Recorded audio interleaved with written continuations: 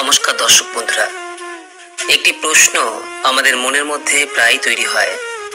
মানুষের ভাগ্য কখন লেখা হয়, জন্মের আগে নাকি কর্মের ভিত্তিতে? এই বিষয়টি নিশ্চয়ই আপনি দেখেছেন যে কোনো একটি শিশু যখন সোনার চামচ মুখে দিয়ে জন্মগ্রহণ করছে, অর্থাৎ ধনী পরিবারে জন্মগ্রহণ করছে, ঠিক সেই সময়ে কোনো একজন শিশু অত্যন্ত গরিব ঘরে জন্মগ্রহণ করছে।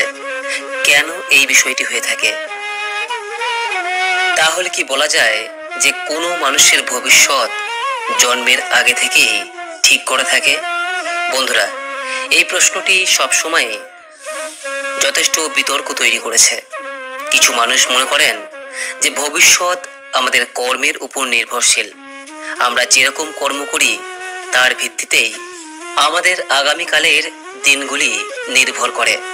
আবার অন্যদিকে কিছু মানুষ মনে করেন যে আমাদের ভবিষ্যৎ আমাদের ভাগ্যের উপরই সম্পূর্ণ নির্ভরশীল এবং জন্মের আগেই সেটি লেখা থাকে।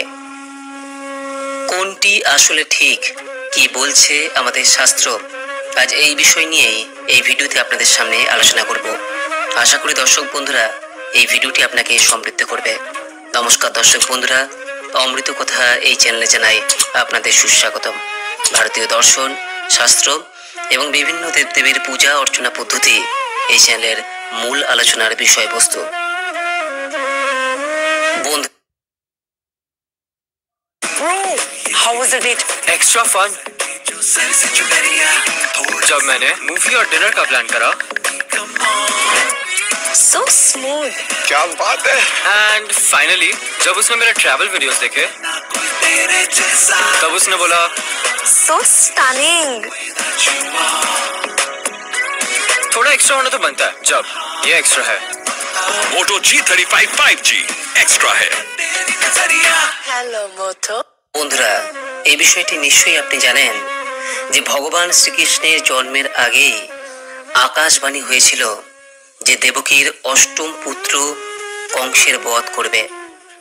তখন কংস ভাবল যে অষ্টম পুত্র যেহেতু আমার বধ করবে, তাই আমি তাকে জন্মের সাথে সাথেই হত্যা করব।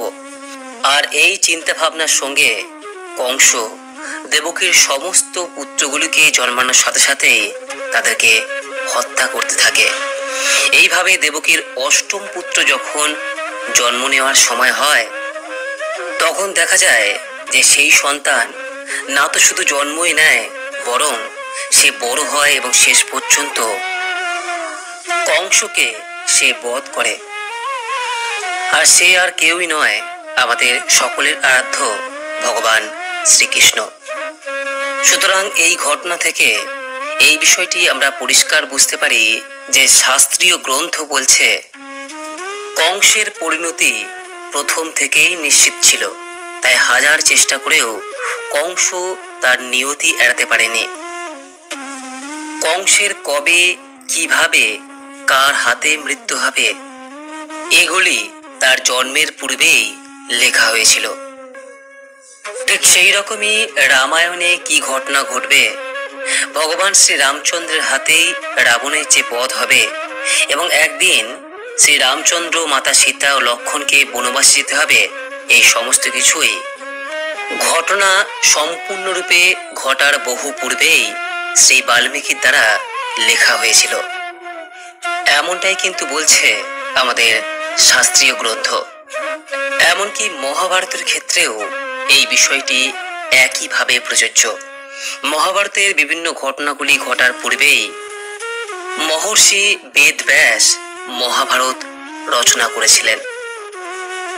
আর শ্রীমদ্ ভাগবত গীতাতেও ভগবান শ্রীকৃষ্ণ একই কথা বলেছেন বারবার, যে প্রত্যেক মানুষকে একদিন না একদিন তার প্রারব্ধে মিশে যেতেই হবে। অর্থাৎ এই সংসারে জন্ম নেওয়া সকল মানুষের ভাগ্য প্রথম থেকেই নিশ্চিত থাকে। কোন মানুষ কবে জন্ম নেবে, তার সঙ্গে কি কি হবে, সে কোন কোন অসুবিধার সম্মুখীন হবে, এই সব কিছুরই বিধির বিধান।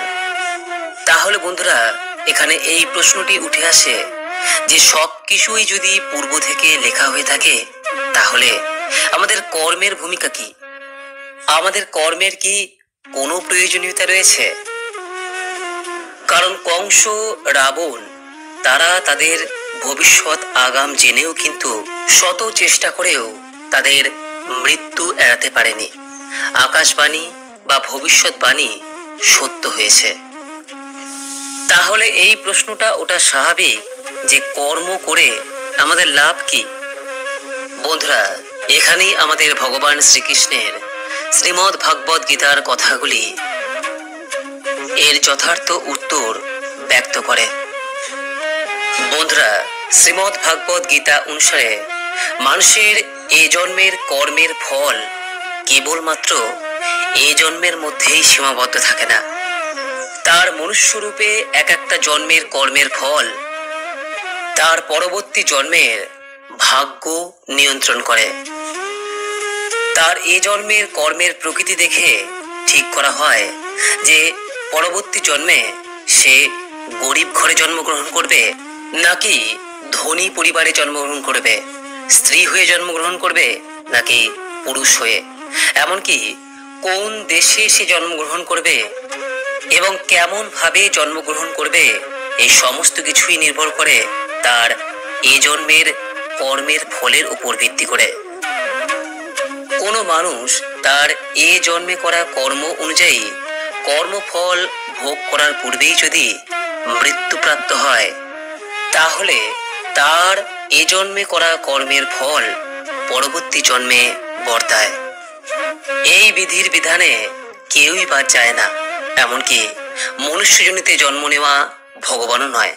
সেই কারণে ত্রেতা যুগে শ্রী রামচন্দ্র বালিকে যেহেতু লুকিয়ে বধ করেছিলেন, তাই তার এই কর্মফল তাকে দাপর যুগে ভগবান শ্রীকৃষ্ণ রূপে ভোগ করতে হয়েছিল। শাস্ত্রীয় গ্রন্থ অনুসারে ত্রেতা যুগের বালি দাপর যুগে জরা নামক ব্যাধ রূপে জন্মগ্রহণ করে ভগবান শ্রীকৃষ্ণের মৃত্যুর কারণ হয়েছিল। তাই শ্রীমদ্ ভাগবত গীতা অনুসারে মানুষের ভাগ্য তার জন্মের পূর্বে লেখা হলেও সেই ভাগ্য মূলত লেখা হয় তার করা কর্মের উপর ভিত্তি করে। বন্ধুরা, এই সংসার একটি রঙ্গমঞ্চ, যার শুরু এবং শেষ স্বয়ং ভগবান। আমরা এই রঙ্গমঞ্চের এক একটি ছোট ছোট পাঠ, যাদের কোনো না কোনো উদ্দেশ্যে এই সংসারে জন্ম দেওয়া হয়েছে, আর সেই উদ্দেশ্যকে খুঁজে পাওয়াই আমাদের প্রধান কাজ। আমাদের পূর্বজন্মের কর্মের ভিত্তিতে আমাদের এই জন্মের ভাগ্য যেমনই লেখা হয়ে থাকুক না কেন, আমাদের এই জন্মের কর্ম যেন সর্বদা ভালো হওয়া প্রয়োজন। কারণ এ জন্মের কর্মও কিন্তু আমাদের ভাগ্যে লেখা বিভিন্ন ঘটনার পরিবর্তন ঘটাতে পারে। তাই শুধুমাত্র ভাগ্যের দোহাই না দিয়ে আমাদের কিন্তু সর্বদা কর্মকে বেশি গুরুত্ব দেওয়া প্রয়োজন। আর সেই কর্ম অবশ্যই সৎ কর্ম। আর কর্ম করার সময় ভগবান শ্রীকৃষ্ণের এই কথাটি সর্বদা মনে রাখা প্রয়োজন, আর তা হলো শ্রীমদ্ ভাগবত গীতার সব থেকে গুরুত্বপূর্ণ বাণী, কর্মেণ্য ব্যাধিকারস্তে মা ফলেষু কদাচন মা কর্মফল হেতুর্ভূ মা তে সঙ্গহস্তব কর্মণি। অর্থাৎ মানুষের অধিকার রয়েছে শুধু কর্মে, কর্মফলে নয়। কর্মফলের আকাঙ্ক্ষা নিয়ে কর্ম করা যেমন মানুষের কর্তব্য নয়, তেমনি কর্ম থেকে বিরত থাকাও মানুষের কখনোই উচিত নয়। কারণ কর্ম করলে একটা না একটা ফল লাভ হবে। ভালো কর্ম করলে ভালো, খারাপ করলে খারাপ। আশা করি দর্শক বন্ধুরা এই ভিডিওটি আপনাকে সমৃদ্ধ করেছে। এরপরও এই সংক্রান্ত যদি কোনো প্রশ্ন থাকে নিচের কমেন্ট বক্সে অবশ্যই জানাবেন। সকলে ভালো থাকুন, সুস্থ থাকুন এই কামনা করে আজকের মতো ভিডিওটি এখানেই শেষ করলাম। নমস্কার, ধন্যবাদ। ঈশ্বর আপনার মঙ্গল করুক।